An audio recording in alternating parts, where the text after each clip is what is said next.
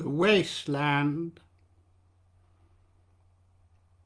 Nam sibillam quidem cumis, ego ipsa oculis meis vidi in ampulla pendere, et cum illi pueri dicerent, sibula tithelis, respondebat illa, apotanen telo. The burial of the dead. April is the cruelest month, breeding lilacs out of the dead land, mixing memory and desire, stirring dull roots with spring rain. Winter kept us warm, covering earth in forgetful snow, feeding a little life with dried tubers. Summer surprised us, coming over the Starnberg See with a shower of rain. We stopped in the colonnade and went on in sunlight into the Hofgarten and drank coffee and talked for an hour. Bin gar keine Russin Stamm aus Litauen, echt Deutsch. And when we were children staying at the Archduke's, my cousin's, he took me out on a sled and I was frightened. He said, "Marie, Marie, hold on tight." And down we went. In the mountains, there you feel free. I read much of the night and go south in winter. What are the roots that clutch? What branches grow out of this stony rubbish? Son of man, you cannot say or guess, for you know only a heap of broken images, where the sun beats and the dead tree gives no shelter, the cricket no relief, and the dry stone no sound of water. Only there is shadow under this red rock. Come in, under the shadow of this red rock, and I will show you something different from either your shadow at morning striding behind you, or your shadow at evening rising to meet you. I will show you fear in a handful of dust. Frisch weht der Wind der Heimat zu, mein Irish Kind, wo weilest du? You gave me hyacinths first a year ago. They called me the hyacinth girl. Yet when we came back late from the hyacinth garden, your arms full and your hair wet, I could not speak, and my eyes failed. I was neither living nor dead, and I knew nothing, looking into the heart of light, the silence. Oud und leer das Meer. Madame Sosostris, famous clairvoyant, had a bad cold. Nevertheless is known to be the wisest woman in Europe with a wicked pack of cards. Here, she said, is your card, the drowned Phoenician sailor. Those are pearls that were his eyes, look. Here is Belladonna, the lady of the rocks, the lady of situations. Here is the man with 3 staves, and here the wheel. And here is the one-eyed merchant. And this card, which is blank, is something he carries on his back, which I am forbidden to see. I do not find the hanged man. Fear, death by water. I see crowds of people walking round in a ring. Thank you. If you see dear Mrs. Equitone, tell her I bring the horoscope myself. One must be so careful these days. Unreal city. Under the brown fog of a winter dawn, a crowd flowed over London Bridge, so many. I had not thought death had undone so many. Sighs, short and infrequent, were exhaled, and each man fixed his eyes before his feet, flowed up the hill and down King William Street to where St. Mary Woolnoth kept the hours with a dead sound on the final stroke of 9. There I saw and I knew, and I stopped him crying, "Stetson, you who were with me on the ships at Miley, that corpse you planted last year in your garden, has it begun to sprout? Will it bloom this year? Or has the sudden frost disturbed its bed? Oh, keep the dog far hence that's friends to men, or with his nails he'll dig it up again. You, hypocrite lecteur, mon semblable, mon frère."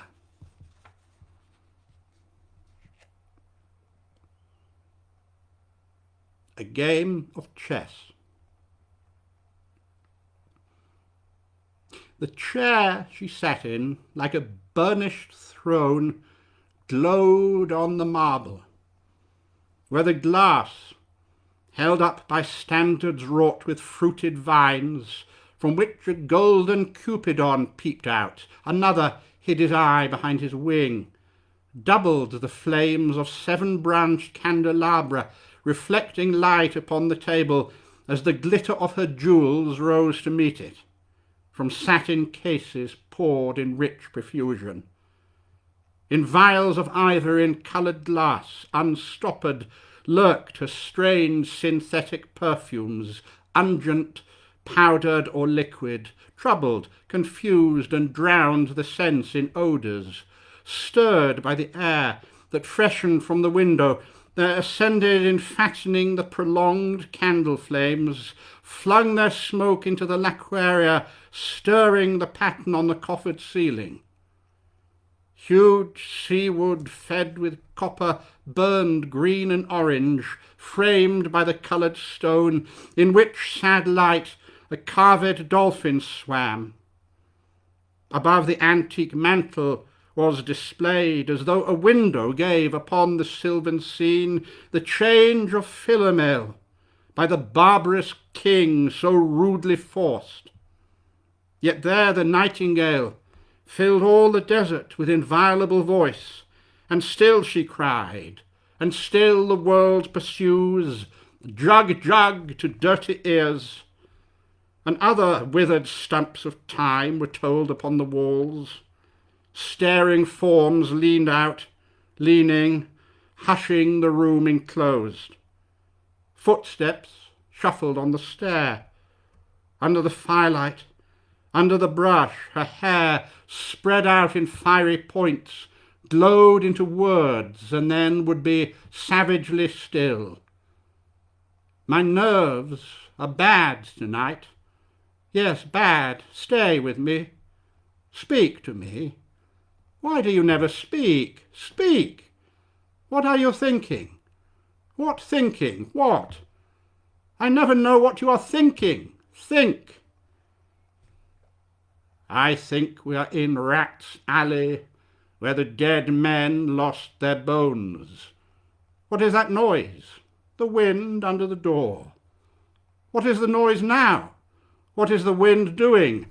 Nothing. Again. Nothing. Do you know nothing? Do you see nothing? Do you remember nothing? I remember those were pearls that were his eyes. Are you alive or not? Is there nothing in your head but, oh, oh, oh, oh, the Shakespearean rag? It's so elegant, so intelligent. What shall I do now? What shall I do? I shall rush out as I am and walk the street with my hair down so.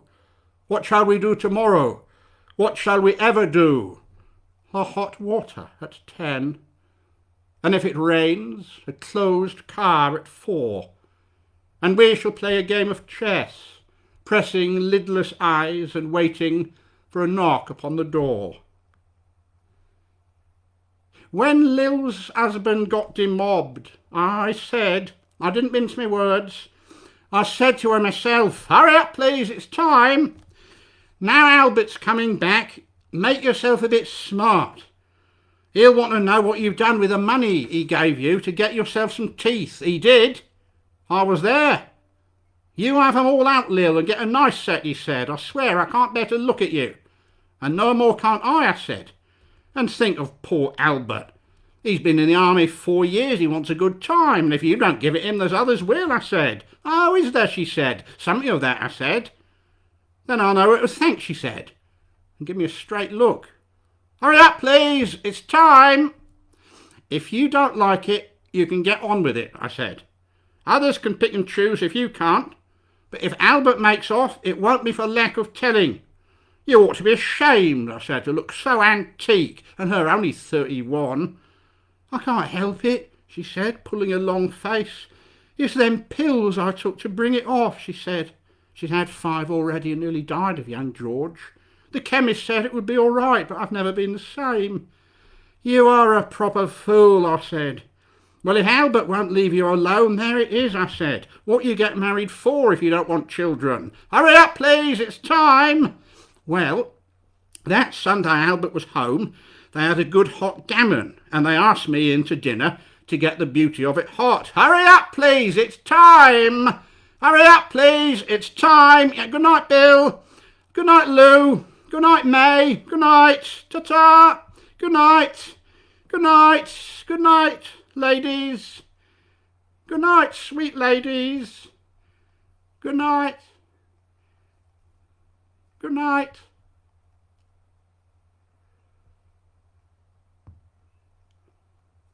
The fire sermon. The river's tent is broken. The last fingers of leaf clutch and sink into the wet bank. The wind crosses the brown land unheard. The nymphs are departed. Sweet Thames, run softly till I end my song. The river bears no empty bottles, sandwich papers, silk handkerchiefs, cardboard boxes, cigarette ends, or other testimony of summer nights. The nymphs are departed, and their friends, the loitering heirs of city directors, departed, have left no addresses. By the waters of Leman I sat down and wept. Sweet Thames, run softly till I end my song. Sweet Thames, run softly, for I speak not loud or long. But at my back in a cold blast I hear the rattle of the bones, and chuckles spread from ear to ear.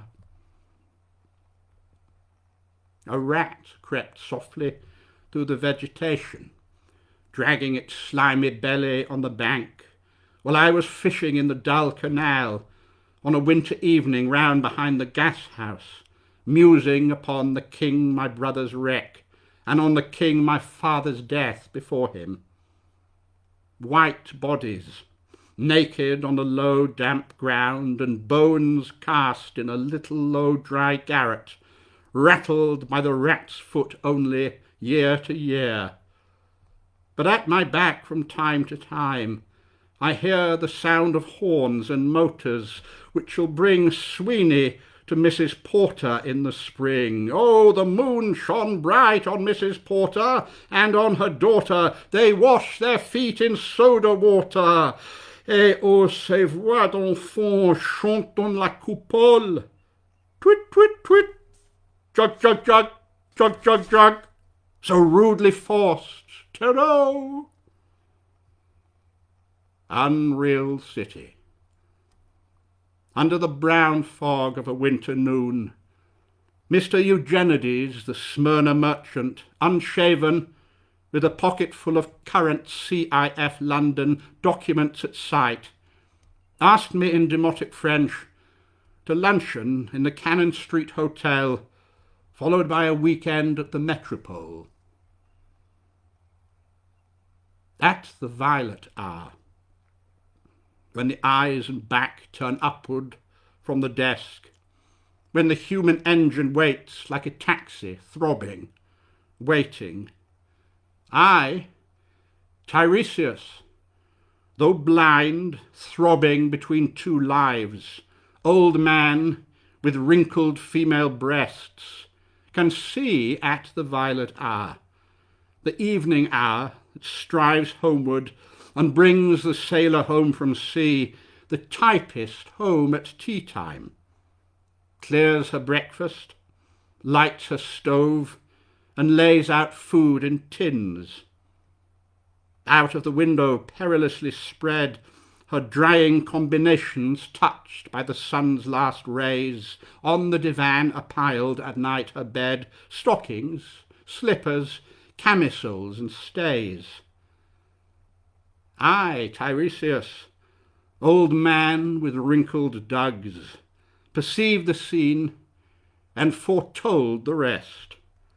I too awaited the expected guest. He, the young man carbuncular, arrives, a small house agent's clerk, with one bold stare, one of the low on whom assurance sits as a silk hat on a Bradford millionaire. The time is now propitious, as he guesses. The meal is ended. She is bored and tired, endeavours to engage her in caresses which still are unreproved, if undesired.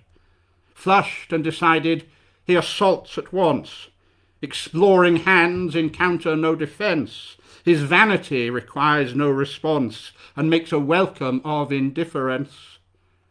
And I, Tiresias, have forsuffered all enacted on this same divan or bed.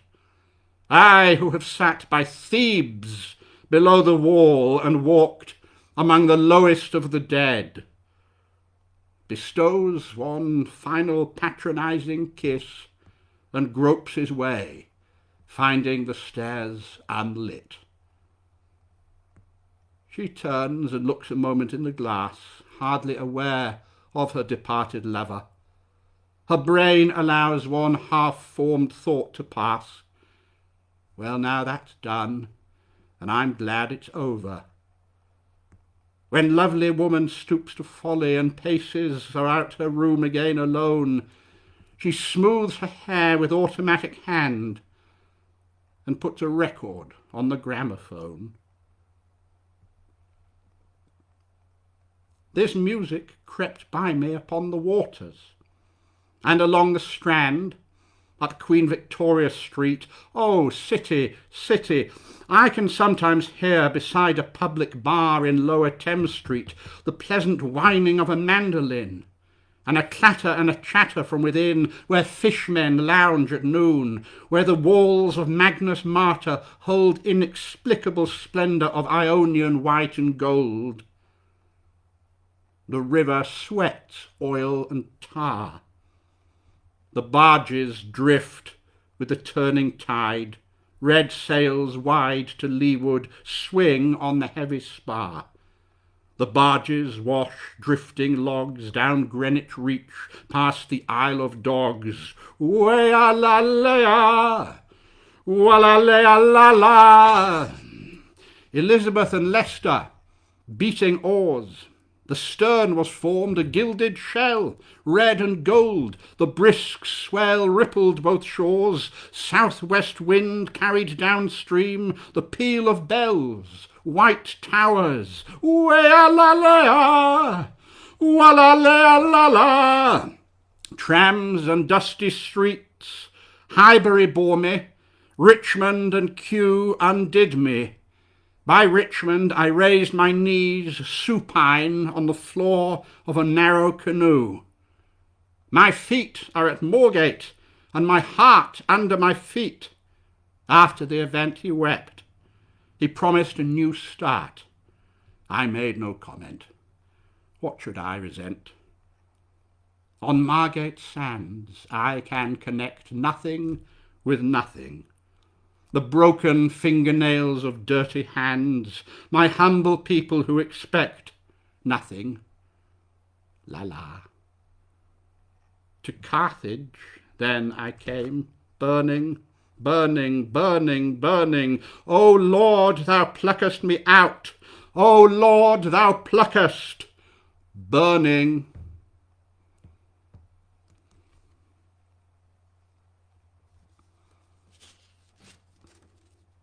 death by water. Phlebas the Phoenician, a fortnight dead, forgot the cry of gulls and the deep sea swell and the profit and the loss. A current under sea picked his bone in whispers. As he rose and fell, he passed the stages of his age and youth, entering the whirlpool. Gentile or Jew, O you who turn the wheel and look to windward, consider Phlebas, who was once handsome and tall as you.